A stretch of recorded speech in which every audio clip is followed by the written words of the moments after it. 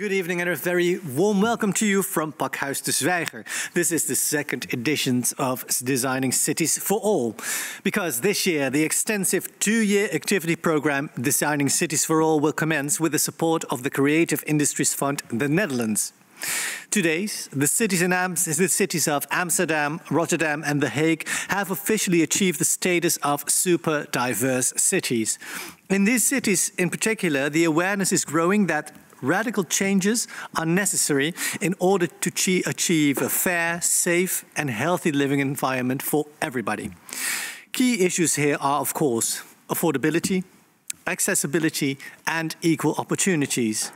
These issues revolve around digital products, about public services, employment, education and healthcare, and of course, the housing market. Also, what's very important as well is shaping neighbourhoods, villages and cities in a more general sense. In the context of Designing Cities for All, last week we took a deeper dive into design. What does design mean and how can you include the human factor in your design? Something that sounds very logical, but in some cases is not. In the context, today in part 2 we are going to analyze the concept of cities. What is a city? What kind of cities do we need today? And how can we create those? So that will be the questions that are hopefully being answered here tonight. I would like to introduce you to our first guest.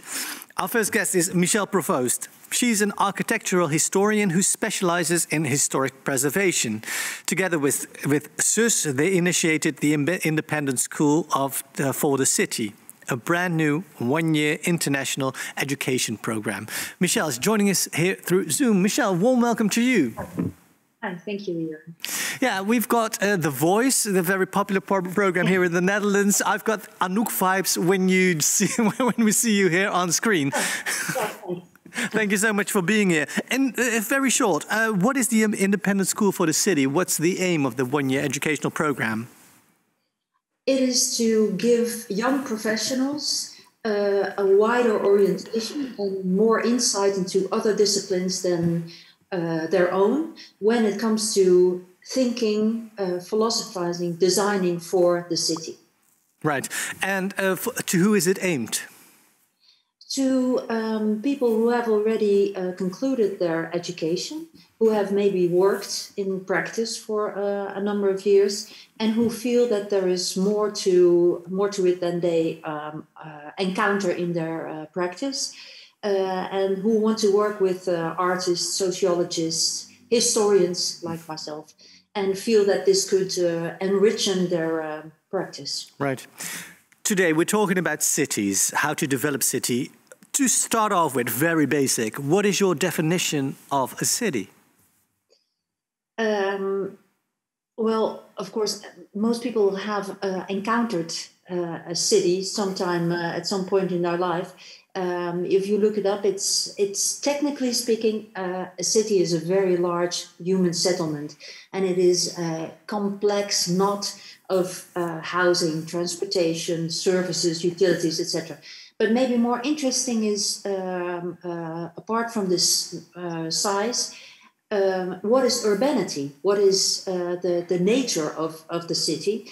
And I would say that is something very important, because I think a good city is a city where the whole is more than the sum of the parts, where it is also more than you need. So it doesn't only provide in your needs, but also in the needs of thousands or tens of thousands of other people, and you encounter things that you might need or that you don't need or don't want even.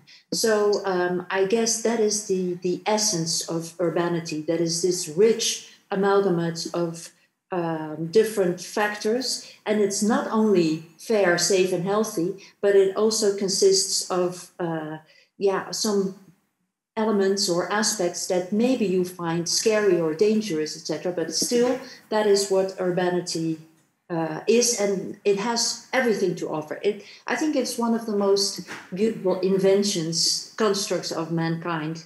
Right. And urbanity, does that extend further than the city's borders, or is it limited to cities only? Well, I think this is one of the the insight, well, it has always been, it's not a recent insight, that cities and the region always depend on each other somehow, usually for food production, food consumption, in which the city is the trading spot, but for numerous other things, like protection, for instance. Cities have always had an important function. Right. And the complexities that you mentioned before, they regard housing, they regard the economic system. Why are they called complexities? Because it's a challenge to solve them? Or is it even possible to solve them? I think if you, well, we have to assume that they are still solvable. And this is also something that we...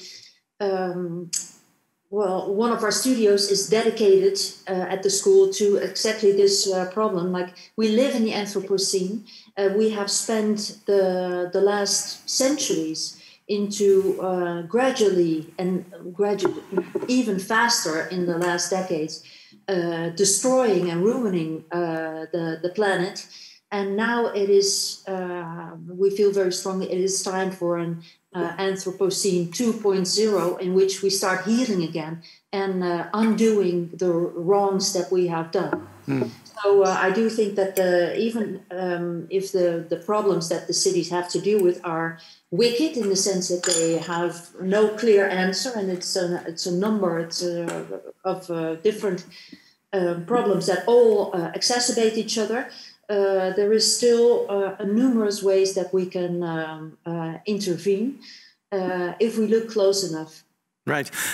You say that when you talk about these complexities, cities are at the heart of the problem, but they're also at the heart of the solution. What do you mean by that? Well, cities have always been the sort of concentration of culture, of economy, of work, and of inventions, and well, the highest concentration of activities is, of course, to be found in the cities. This has also caused to be a problem, because it has attracted so many cities. It has fueled the urbanization in our century so much that since about 7 years, more than half of the world population lives in cities. And the existence of these huge cities, of mega cities, has become not only a positive thing, but also a problem, because they are usually also housed, located in deltas, which are vulnerable to the rise of the sea level, and which form huge heat islands, and which attract people which are fleeing for climate change, so climate refugees. And so in that way, cities are the points where all these things, unfortunately, comes together. And that is also why it is called a wicked problem. Yeah, but in your answer, I didn't hear the solution yet. So how can be cities part of the solution? Yeah, well, I don't think that solutions have been found yet, but it is clear that the administration of cities is something that grows at a much slower pace than it needs to. So the administrations of our cities are usually not adjusted to the needs that we now have. This means that we have administrations that date back to at least the 20th century, and were fitting to deal with the problems then, but not anymore. So I think there are many systems, rules and regulations, also legislation, that needs to be changed to be able to deal with, well, mainly climate change. There is no way that you can solve droughts or flooding or heat islands or a change in fossil energy use if you have to do it on an individual basis. Right, but that means that systems within cities have to change as well, because up until now, the structures of cities have been aimed to have the biggest growth or have the biggest expanse. Why is that a bad thing? Well, I think because of it has to do with one mention that you Well, no, there's two things. So I think that the systemic change is needed to have the right scale of interfering with these problems. But there's also this other systemic aspect of our cities, which is that, especially in Western Europe, and this has to do with the affordability of housing, if you permit me, that the 3 or 4 decades of neoliberal policies after the social democratic period in the post-war era has led to a complete focus on market-led urban development. And this has made cities, and especially the inner cities, hugely unaffordable, which has created a spatial segregation between the haves and the have-nots. This is a serious problem because it also touches upon the social aspects of the cities and how this social fabric of our cities is slowly falling apart and becoming spatially segregated. So this identification with what is a city, what is our city, what is the collective, is something very important that nonetheless is disappearing.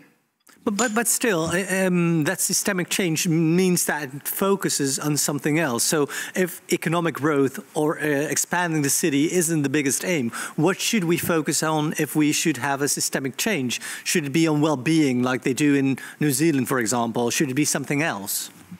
Well, I think there's, that's why I mentioned this market-led development, because it seems that so many people are left out in the process of city making. So it is basically, well, if you look at the Netherlands, it's the housing corporations, it's the municipality, and it's market parties. But what about all these other people that want to have a say in how their city develops? Do they also get a chair at the table? Do they also get to develop their projects? Are their initiatives also developed? I don't think so. And this is something very important if you want to talk about an inclusive city. It's not only that the people top down think about the bottom, but it's also that everybody gets the possibility to be part of this development. Thank you. Thank you so much for now. We will return to you later, but I would like to introduce our second guest, because like Michelle also said, in a super diverse city, it's very important to know who has got the seat at the table, whose ideas are being involved when developing the city further. And I will talk a little bit about that with Wouter Pokorny. Wouter is an architect and urbanist and is currently focusing on projects and ventures in Amsterdam and New York City and researching them like themes like gentrification, community building, art, and semiotic patterns and languages in architecture and media. Semiotic patterns and language, what does that mean? I'm afraid that's a bio that's very much derived from when I was still writing about my main focus as a post-student career. But semiotics is a study of signs, symbols, languages, and how to actually design with that. So for me, that's it connects a little bit what you could do as a designer by studying and analyzing certain cultural patterns. If we keep it on the city level and we discuss identities within the city, which becomes abstract in some cases, or most cases also vague, but it's very inspiring to look at what kind of symbols, what kind of signs can you derive from a city like that, or from a culture, multicultural society like that. And if you have that multicultural society and understand what signs are being used, what good does that do? I think you then acknowledge a little bit more that how cultures evolve. For example, I could best talk about Amsterdam. In the bio, indeed, I look at New York a lot, but I will say I'm fully focused for 90% now, at least on Amsterdam. It's always been, to my knowledge, very influenced, if not a migrant city. From the harbor beginning to what we know as now. And then if you look at the generations from the people that arrived in the city, mostly to work on their careers, for economic purposes, I would say, the generation after that adopts this sense of this collectiveness. And it's often not really formed into a clear or communal description of the city. So something new has arrived. I'm fascinated with that. What could it be?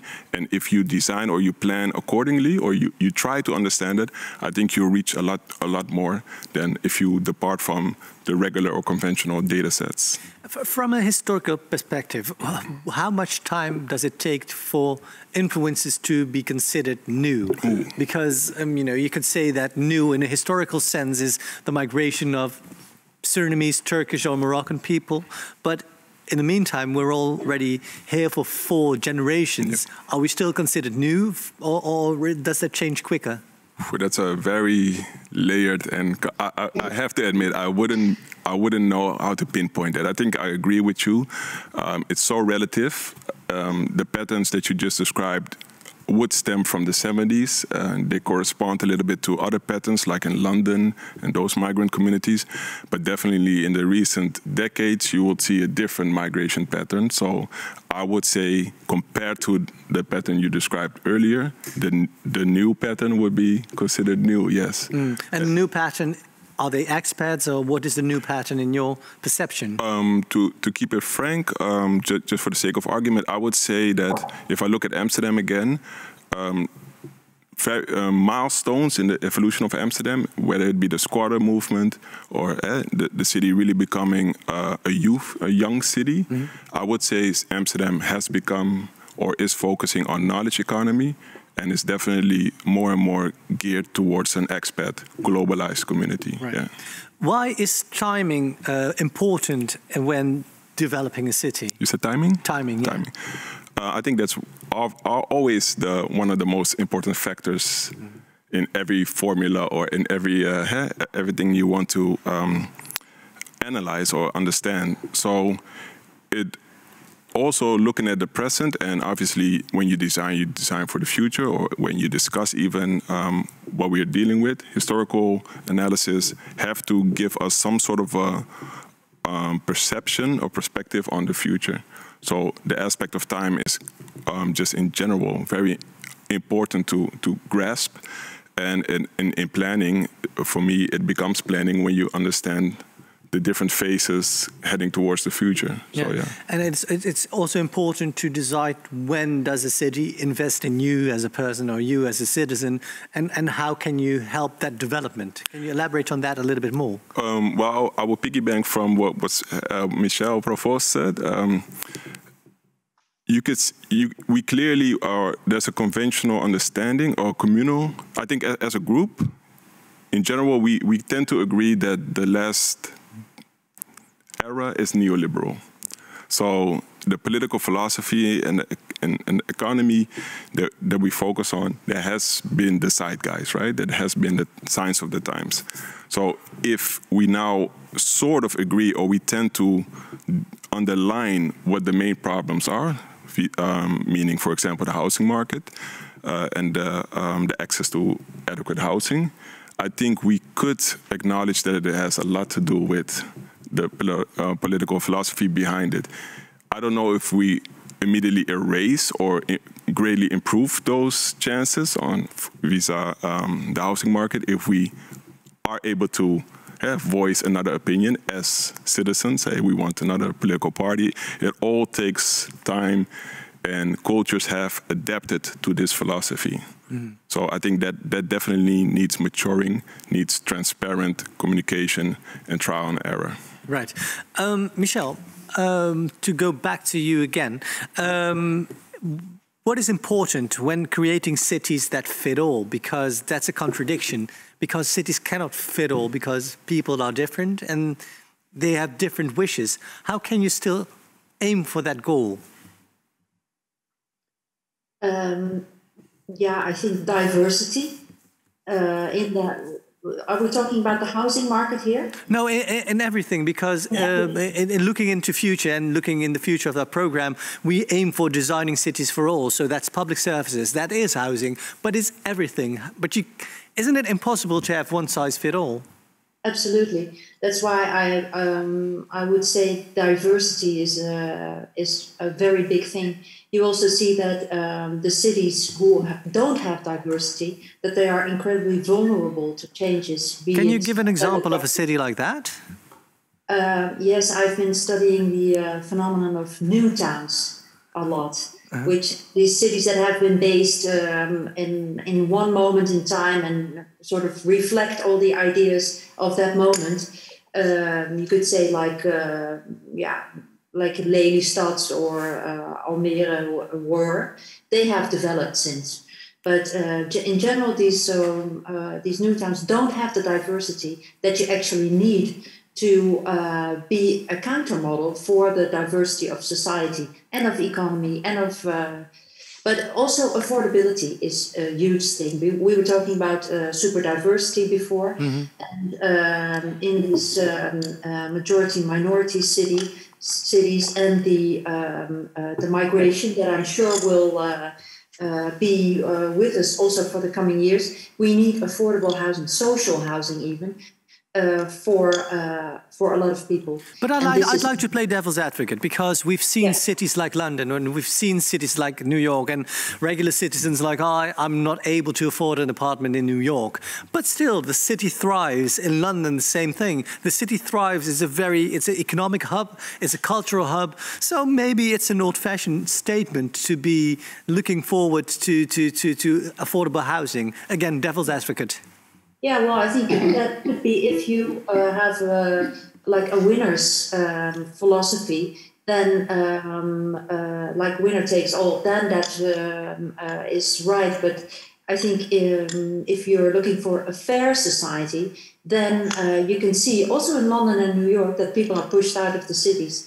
And even in Amsterdam, you already have the effect that school teachers or nurses, these are two professions that people always mention, but okay, school teachers and nurses, they don't find a house in the city anymore. They move to Haarlem or to Rotterdam.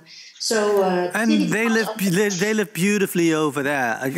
Again, devil's advocate. So what's the problem? If Amsterdam and Holland is so small. So if you lived in New York and you'd live in Queens, for example, that's even further away than Haarlem. So what's the problem? Well, people don't want to. So, of course, on the scale, if you compare the Netherlands to New York, or or to Chinese cities, then of course these all seem very first world problems. But I think the choice to have a diverse society in which everyone can take part, not only the rich. Is something that is very deeply ingrained in the DNA of the Netherlands. Yeah. And we also have a very good reputation in this social democratic approach to our society. I think if you talk about Dutchness, maybe that is a characteristic that has strongly developed since the middle of the 19th century, that we are very egalitarian. So we also want our cities to mirror this aspect, and that's why we also need affordable housing in the center of our cities. Right. Wouter, if you talk about Dutchness in super diverse cities where different cultures and different backgrounds merge and come together, what is Dutchness in nowadays? How would you define that? Yeah, I had to look up the term super diversity before this program because it reflects the aspect of ethnicity. If I don't, yes. Not only, but that's a very important part of it. Yeah. Yeah, because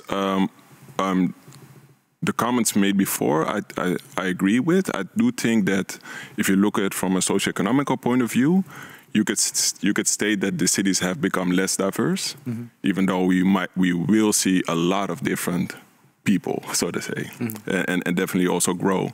So Dutchness is definitely a loaded term to comment on because obviously political parties build their whole base on that.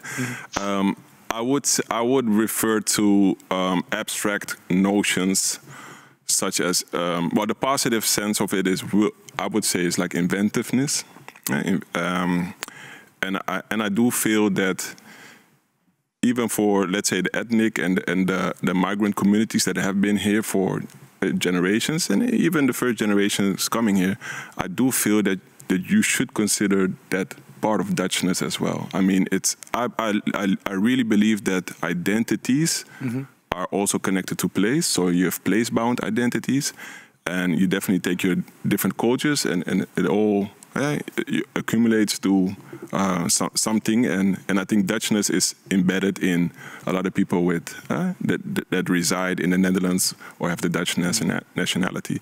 But isn't Dutchness as well the combination of all different cultures gathering here? And maybe we should reinvent Dutchness, you know, from the perspective of a super diverse city.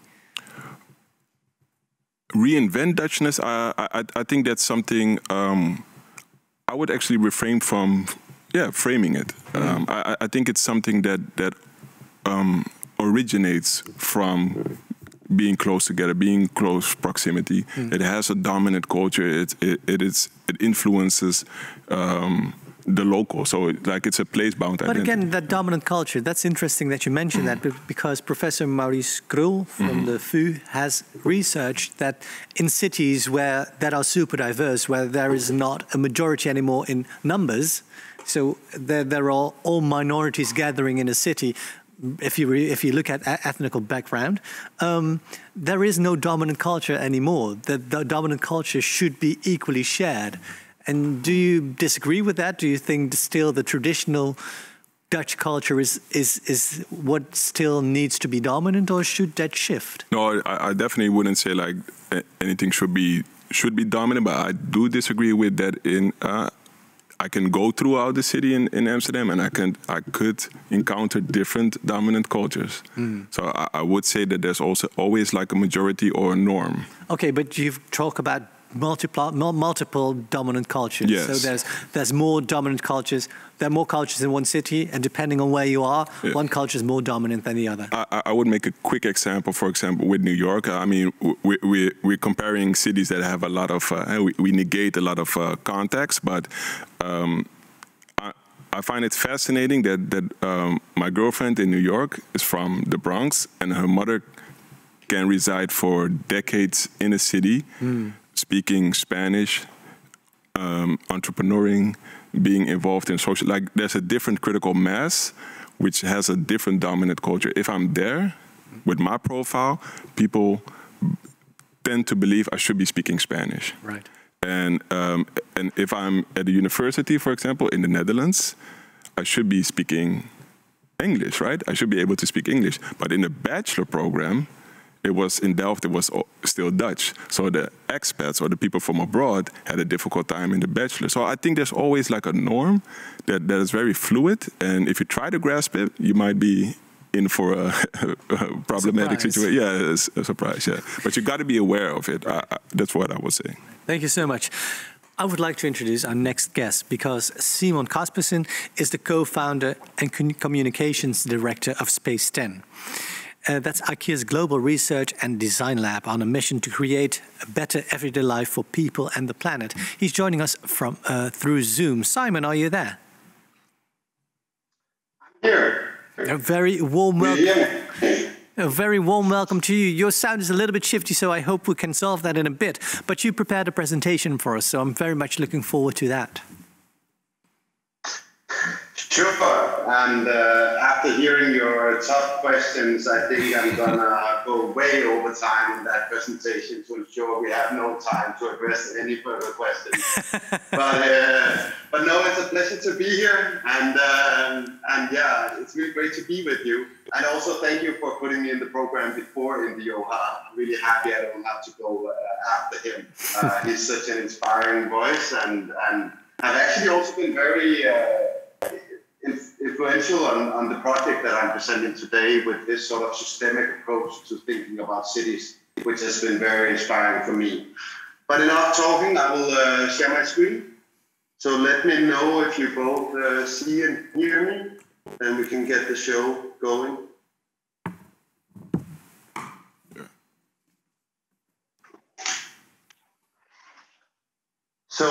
So thank you for the introduction. I'm Simon. I'm here to talk about a project called The Ideal City, a new book that we just published. It's just been published in Europe and coming out in US and Asia and in a month from now. And before we dive into that, I'm coming from Space 10, a research and design laboratory. And as you mentioned, Jürgen, we are on a mission to create a better everyday life for both people and the planet. So, and then we are 100% dedicated and funded by IKEA, a relatively successful Swedish furniture company. And we work as their external laboratory. But we're actually not looking at IKEA today, but what IKEA could be tomorrow, meaning that we are not focusing on the customer experience in the big blue boxes or the website experience or whatever. We're really looking at big fundamental shifts that we're seeing around in society.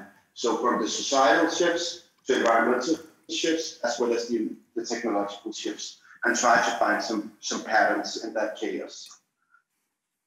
And then you can say, okay, why the ideal city? Why have we started this project? Well, it's pretty obvious that when we are looking at cities or city life, there is an urgent need to rethink how we're doing things. We know that we, in theory, have to build a city the size of Paris every other month for the next 30 years in order to actually house the amount of people actually moving into our cities. And we also know that the way that we design, plan, and build cities today are in no way sustainable. So from lack of affordable housing and lack of equal opportunities for all, to cities being a massive driver of the climate crisis. If we are to fix the climate crisis, we need to fix our cities. And then on top, the current way we design cities are not really supporting our well-being and health either. Whether we are talking depression, stress, or the fact that we're all moving closer together, but still we see that we are becoming increasingly lonely within our cities. So we actually wanted to take like a very holistic approach and not focus on these challenges that we're facing, but really look at the solutions. What kind of solutions do we have out there that both prioritizes people living in cities as well as the planet? So at Space 10, we always like to surround ourselves with people who are smarter than us. So that meant that we needed to bring in some of the best and brightest talents and take also a very multidisciplinary approach, because I think so much of thinking around cities happens in silos. So architects speaking to architects, politicians speaking to politicians, and the construction industry talking to finance people, I guess. But anyway, we invited in a lot of different type of people and really tried to find some patterns in the chaos. So we organized the book around 5 core principles that at least we believed should be guiding cities going forward. And those 5 principles were resourceful as the first one. A city should ideally be self-sufficient and a circular society that are both ecologically and also economically sustainable. The second principle we looked at was accessibility. An accessible city that is built for diversity, inclusion, and equality, while providing affordable housing for all in mixed neighborhoods. A city should be shared, ideally, where it's a city that encourages a sense of community, collaboration, and togetherness, from co-living to communities to shared mobilities. A safe city is also fundamental, but we're not only looking at crime, just as well resilience to the climate change, extreme weather events, and providing safety for all, not just the majority or the privileged few. And then, of course, alongside an emphasis on crime prevention and rehabilitation, rather than this sort of tough on crime and longer sentences. And finally, if we're talking about an ideal city, it should be desirable. So a desirable city is a city that is a pleasure to be in. It's designed on a human scale, making everything accessible within a 15-minute walk. So it is a city that encourages the playful side of humans by promoting curiosity, wonder, and discovery. And it also nurtures vibrant public life with access to culture, art, and activities, as well as appealing public spaces for relaxation, well-being, and learning. So those were sort of the 5 guiding principles that we used to organize this book. And then we simply started looking for projects that made us optimistic about the future. So if you actually pick up the ideal city, you will see that the projects are quite diverse, from citywide master plans to a public bench. And I think it's really important to say that we don't believe in one ideal city. We don't believe that we have found all the answers, or that we can sit in some ivory tower in architecture practices and studios and sort of dictate how cities should look like. But what we at least try to do is collect projects that inspire us and demonstrate how cities can both support the well-being of people and the planet. So besides us choosing the projects, we also invited in different thought leaders from multiple disciplines to hear their vision for our urban futures. So you could say everyone from the UN to a small community-led alternative policing program in Van Dun, First Nation in Canada. So quite diverse in scale as well, the projects that are featured. And besides that, we feature projects from 53 cities around the world that we wanted to highlight and celebrate. And then I think here in the end, when we're talking about cities, is that luckily the modernist days of one size fits all is long gone. And I think it's important to remember that the future is not a destination, it's a direction. So I think it's much more about talking about what kind of values do we see in cities, what kind of cities do we want to live in, rather than having some glossy architects designing a future for the rest of us. Thank you.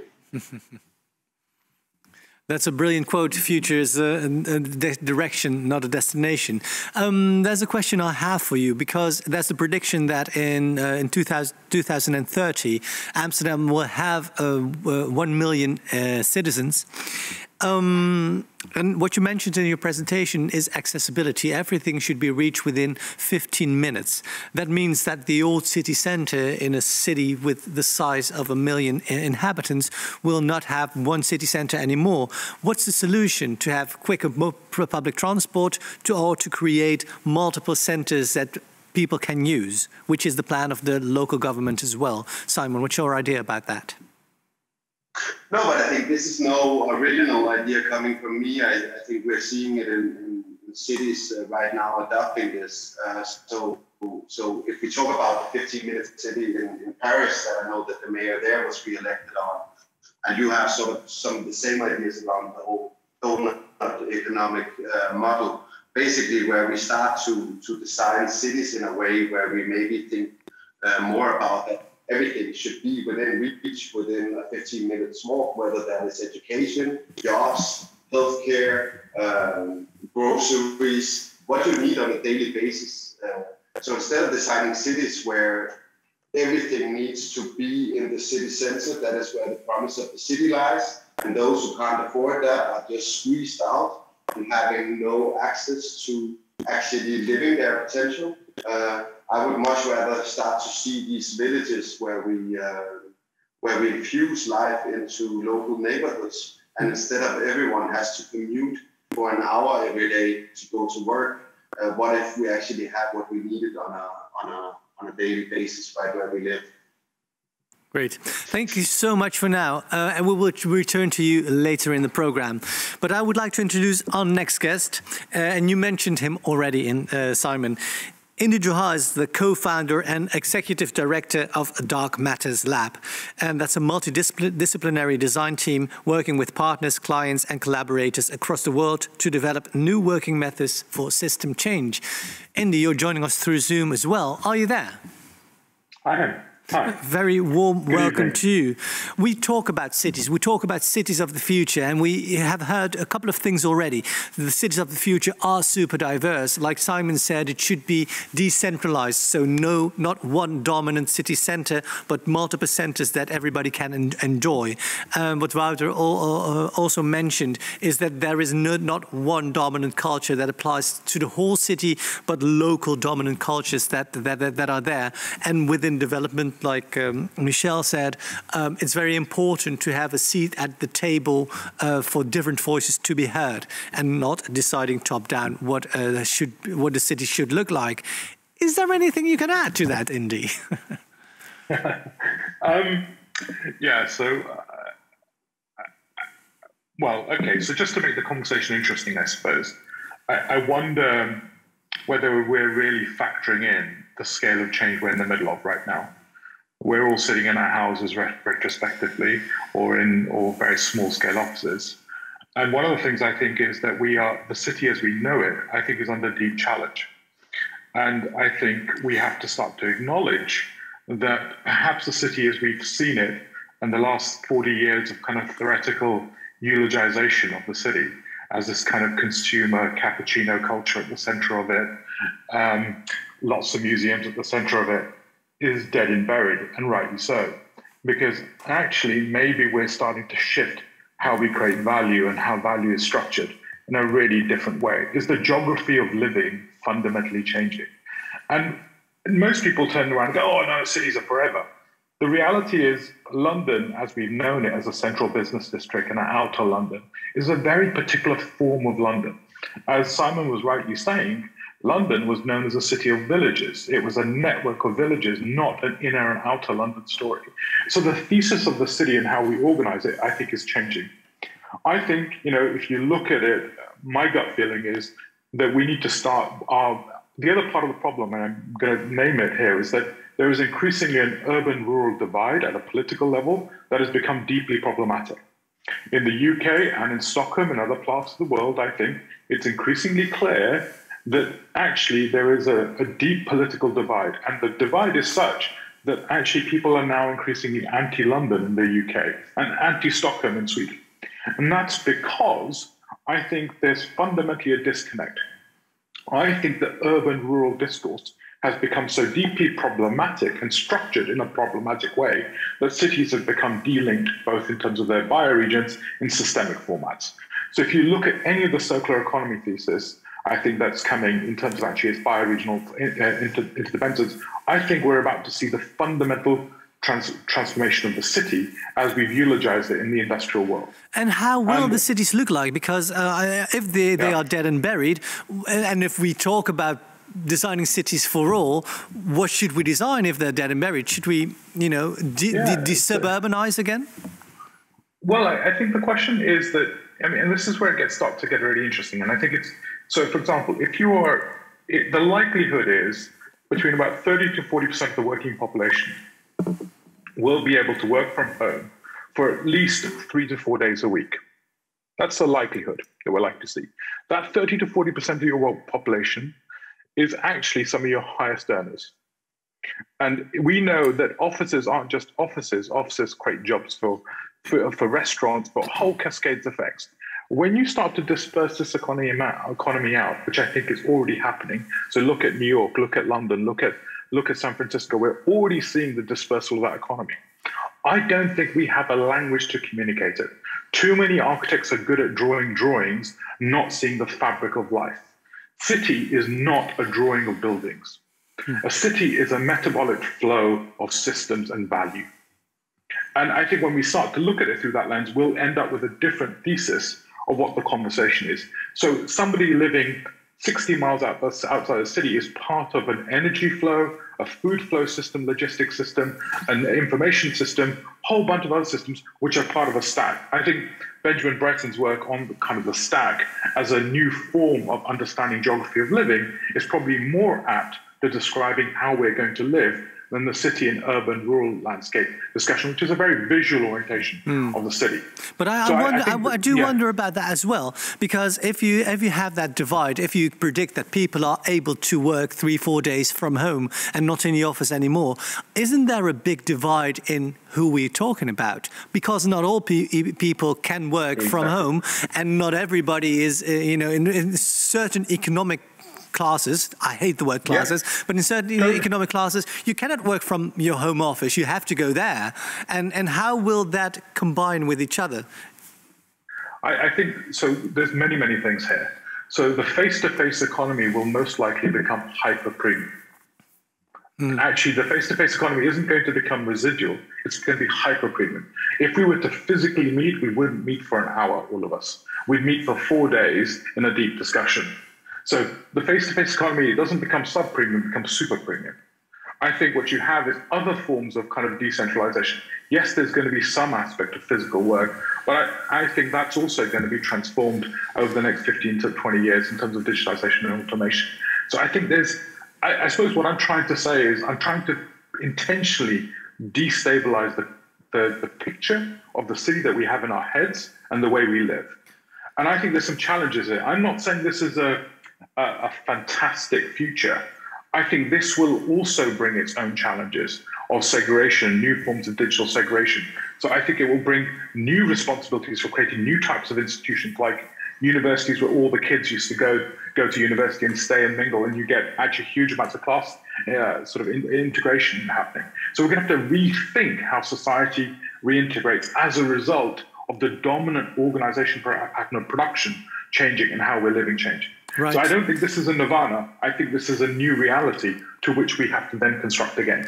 My final question for you before I break it open to everybody is, how can we develop scenarios if the future is so uncertain, if the future cannot be predicted? How can we make sure that what you mentioned as well, we have to take care of future generations, even 7 generations after us? If it's so difficult to predict where we're heading to, how can you prepare the world for the 7 generations after us? I think it's a really good question, but I think there's certain things which actually go deep. So if you look at your ecological infrastructure of a place, your ecological infrastructure is not a 25-year plan. It's a 100, 200, 250-year plan, if not longer. So I think we have to start thinking about some things as deep ecological systems.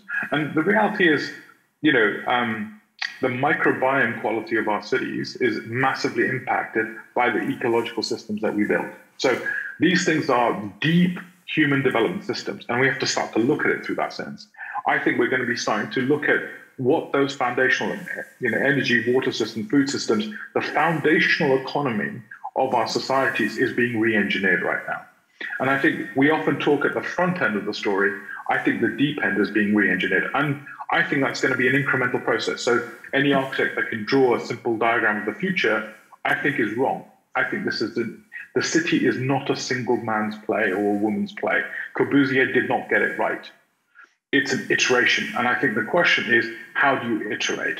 And I think so we have to just be really open to the evolution of the city and the continuous social discourse, which I think we're part of here.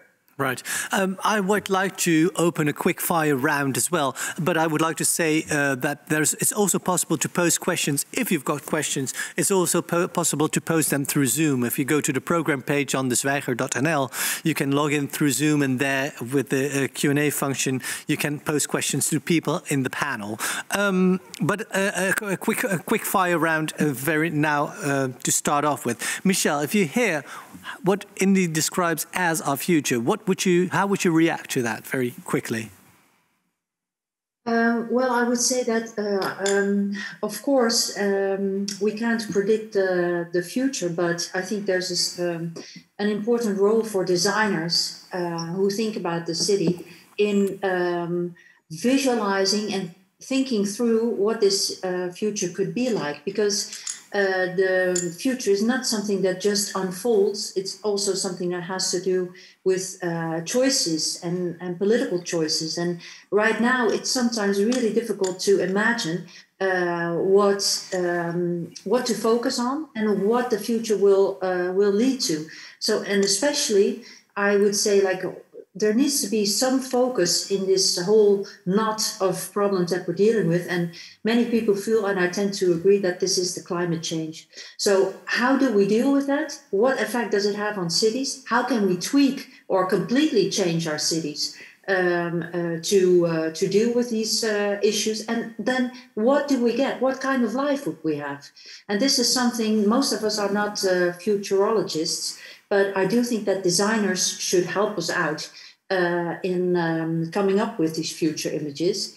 And especially, if I may add one thing, the book that Simon was presenting, I think is an important first step towards that, because it actually presents facts on the ground, like small realized projects, so that we all don't have to invent the wheel over and over again, and can build on that, step on these shoulders. So I think that's the way to go. Thank you, Michelle. Wouter, all the scenarios we have, we should chuck them out and we should redesign and reinvent, because cities as we know it are dead and buried. What's your reaction to that? I agree with the need to be versatile. Mm-hmm. So I would translate what I think is often also the embellishment of diversity. I would say, and we need to be versatile. We need to be able to adapt personally, collectively, systematically. I think that's very much needed, and I think we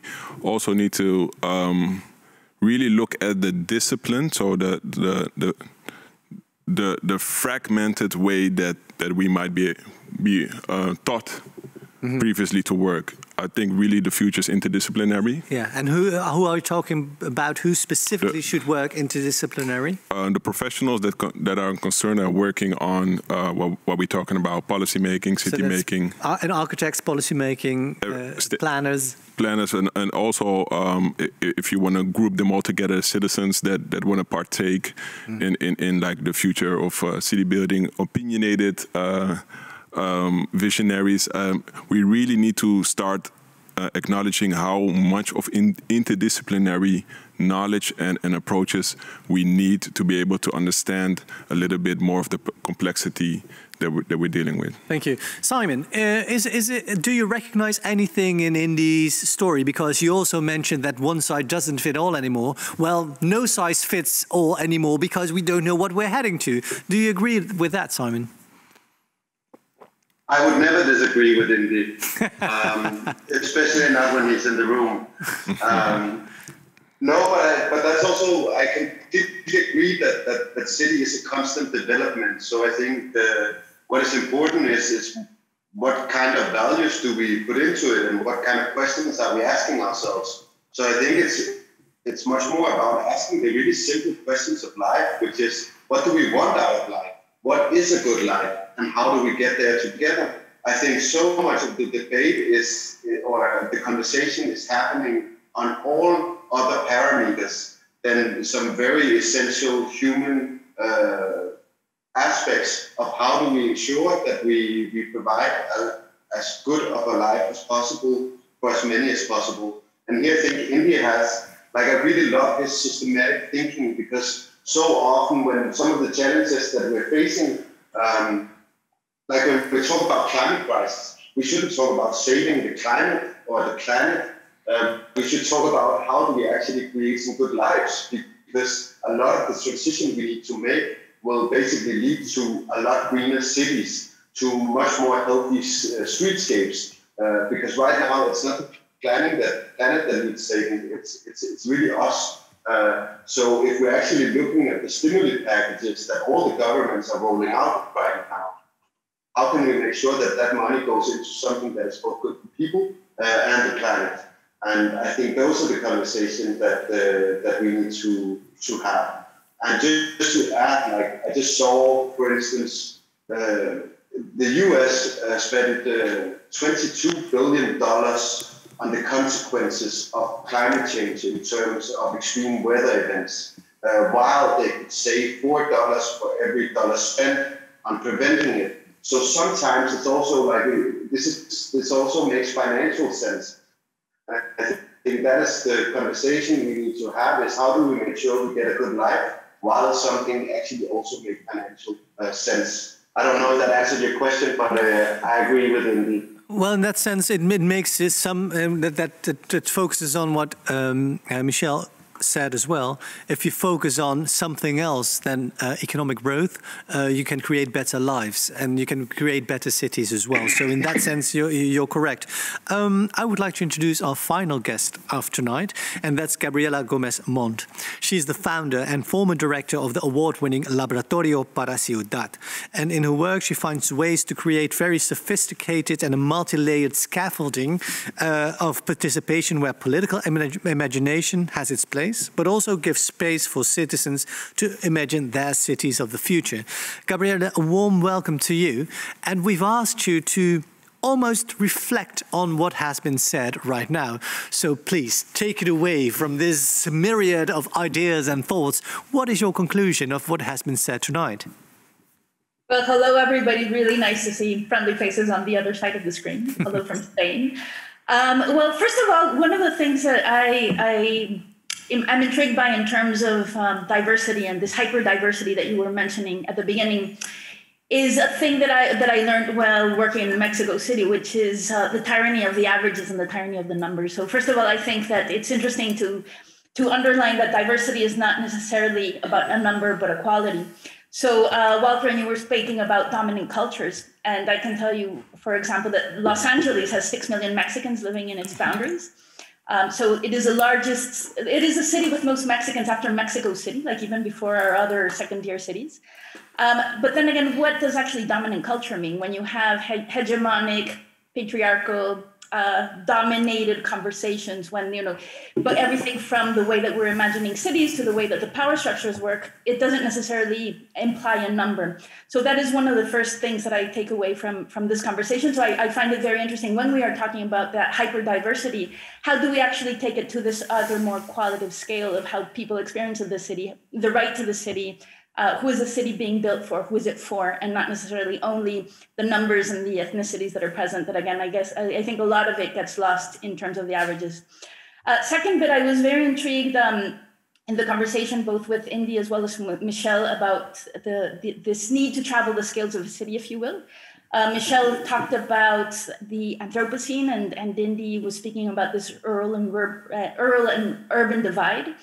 And I've been thinking since the pandemic about symbioses, that I think, the pandemic has brought along this conversation to the top of our heads. And I think we have new metaphors, both healthy and not, to think about and with. So in terms of even when we think about cities for all, I think that there's one very large scale, which is the scale of the planet. And I think, the UNDP just had a report out that a friend of mine from Mexico City helped them with, that for the first time they're actually taking into account in terms of a national level, the footprint created outside of their boundaries. So I have the feeling since, cities consume so much of the resources, are definitely, as Simon was saying, one of the epicenters of so many things of inventiveness, but it is also a very hungry, voracious creature, these cities of ours. So how can we start thinking about transboundary everything, transboundary governance, thinking about that footprint that lies outside of our borders? And for example, in terms of, I'm living in Amsterdam right now, and I know that there's been a big push for circular economy, which I think is incredibly important. But what happens when we also start thinking what is happening outside of Amsterdam to feed the discussions within? So I think that is also one of the next stages that needs to happen. And then in terms of that other traveling the scales of the city that I'm very intrigued by, as Indy was also mentioning, I find it fascinating to start thinking about everything from the microbial to the microbiomes to the microdiversity of cities in and of itself. So when we say cities for all, perhaps those cities for all are no longer only for humans, but we also have to start thinking about this multi-species conversation that I feel has also come up in really interesting ways. I think first in academic literary circles, but I think is slowly being filtered into the city's discussion.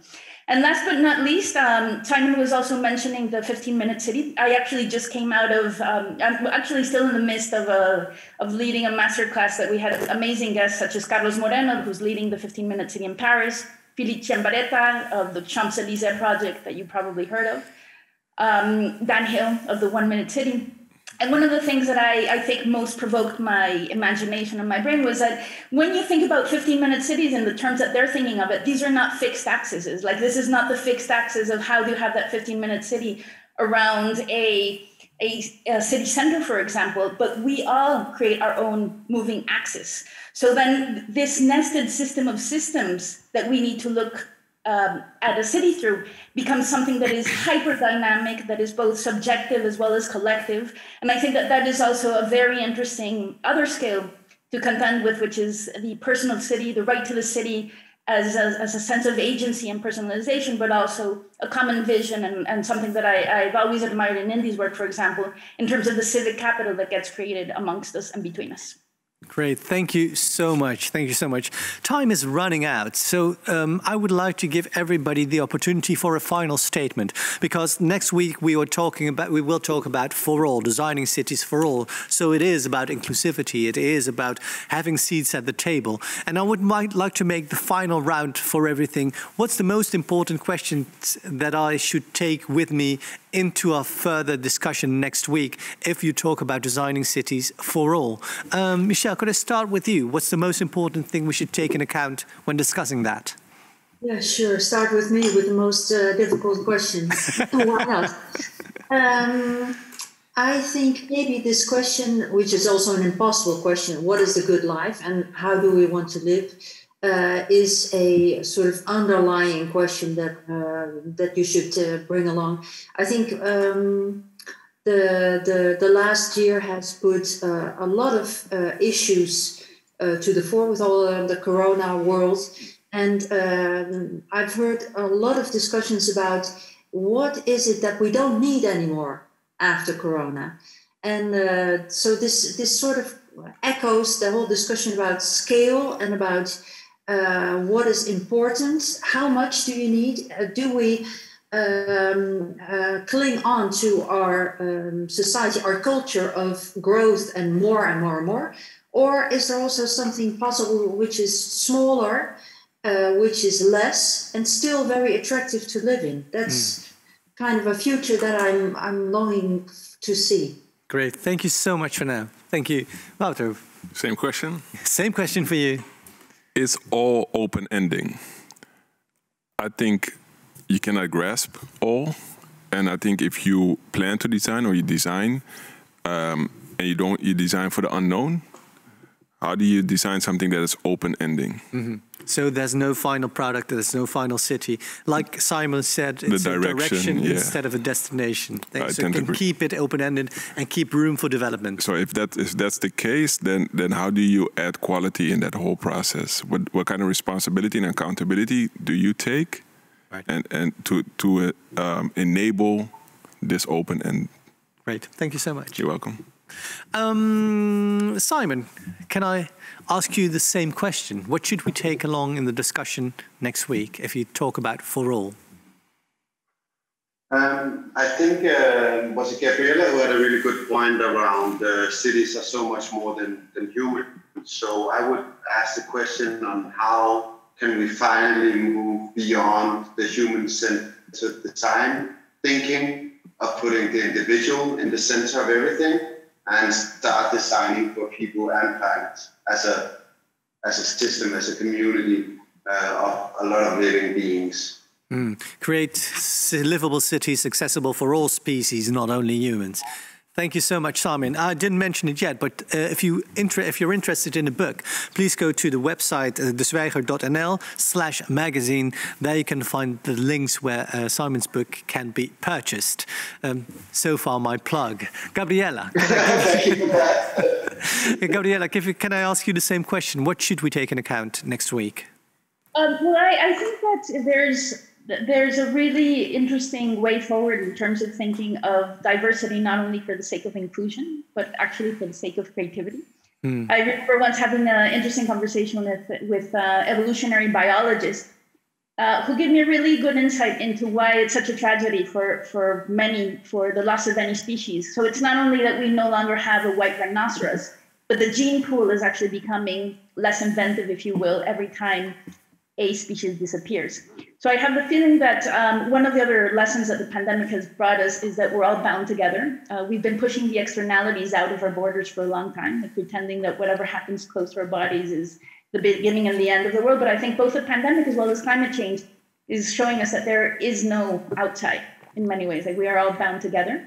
So what does that mean to rethink what inclusion means? Again, like less as something that is good for, because we're so ethical and it's good for others, but rather just like a need to go forward in many ways, and one of the ingredients for inventiveness going forward. Right, going forward together and rethinking in that question matter what inclusion is. Thank you so much, Gabriella. Indy, can I give you the final word? What should we take in account? I think everyone has been amazingly articulate, actually. My only contribution would be that I think we're in a very particular moment. And the particular moment, I think, opens us up, whether it's our economy of work, whether it's our energy systems, our water systems, our material systems. These are all going to be transformed, the deep infrastructure. And I think that stuff is going to change our reality. So the one plea I would have is don't imagine the 19th century and 20th century city as an ideal. You know, don't fall into because remember, the only people that really made money were the landowners. It was a land game. Right? This whole city has been a mechanism to make the landed super rich. In terms of actual health outcomes for people, they haven't massively improved in the last 20 years. Actually, they're starting to decline in the modern city.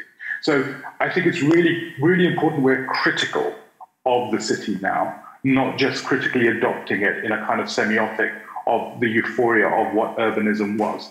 I think urbanism is now a different matter, and I think Gabriella's got a lovely touch on it. In an unbounded idea of the world, where does the city end?